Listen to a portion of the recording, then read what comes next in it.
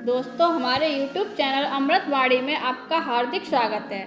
नमस्कार दोस्तों, आज की कहानी है शिकार का ऐलान। सालों पहले एक घने जंगल में कुछ जानवर रहा करते थे। उनमें से एक शेर था और उसकी सेवा में हरदम लोमड़ी, भेड़िया, चीता और चील रहते थे। लोमड़ी को शेर ने अपनी सेक्रेटरी, चीता को अपना अंगरक्षक और भेड़िए को अपना गृह मंत्री बना रखा था। इनके अलावा चीता दूर दूर की सारी खबरें लाकर शेर को देता था, यानी वो खबरी का काम करता था। इन चारों को भले ही शेर ने अच्छे अच्छे पद दे रखे थे, लेकिन दूसरे जानवर इन्हें चापलूस मंडली कहते थे। सबको पता था कि चारों कोई काम करें चाहे ना करें, लेकिन शेर की चापलूसी खूब अच्छे से करते हैं।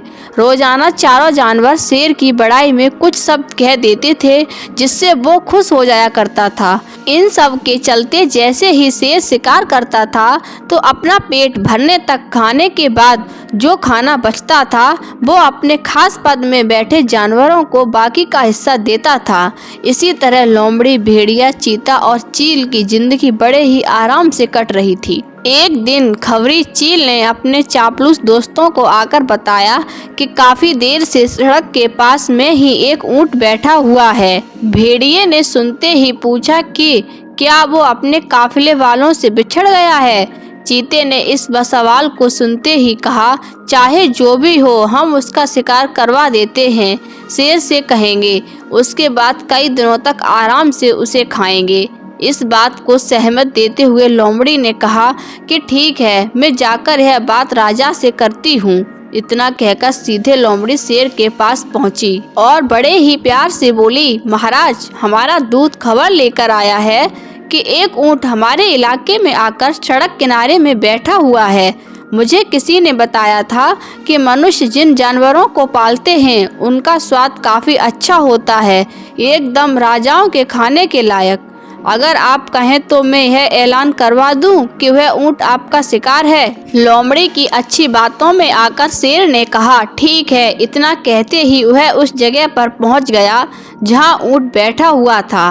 शेर ने देखा कि ऊंट काफी कमजोर है, उसकी आंखें काफी पीली हो चुकी हैं। उसकी ऐसी हालत शेर से देखी नहीं गई। उसने ऊंट से पूछा कि दोस्त, तुम्हारी ऐसी हालत कैसे हो गई। कराते हुए ऊंट ने जवाब दिया, जंगल के राजा, क्या आपको पता नहीं है कि सारे इंसान कितने दयाहीन होते हैं। सारी उम्र मुझसे एक व्यापारी ने माल ढुलाया, अब मैं बीमार हो गया तो उसने मुझे अकेले मरने के लिए छोड़ दिया। उसने सोचा कि मैं उसके किसी काम का नहीं रहा, इसी वजह से अब वो मुझे अपने साथ नहीं रख रहा है और ना ही मेरा इलाज करवा रहा है। अब आप ही मेरा शिकार कर दीजिए ताकि मुझे इस दर्द से मुक्ति मिल जाए। इन सब बातों को सुनकर शेर काफ़ी दुखी हुआ। उसने ऊंट से कहा कि अब तुम इसी जंगल में रहोगे हमारे साथ, यहाँ तुम्हें कोई नहीं मारेगा। मैं ऐलान कर देता हूँ कि तुम्हारा शिकार कोई जानवर नहीं करेगा। शेर की इस दयालुता को देखकर चारों चापलूस जानवर दंग रह गए। धीमी आवाज में भेड़िए ने कहा कि कोई नहीं, बाद में इसे किसी तरह से मरवा देंगे, अभी इस जंगल के राजा का आदेश मान लेते हैं। ऊंट अब उसी जंगल में आराम से रह रहा था। अच्छे से हरी घास खाते खाते ऊंट एक दिन बिल्कुल स्वस्थ हो गया।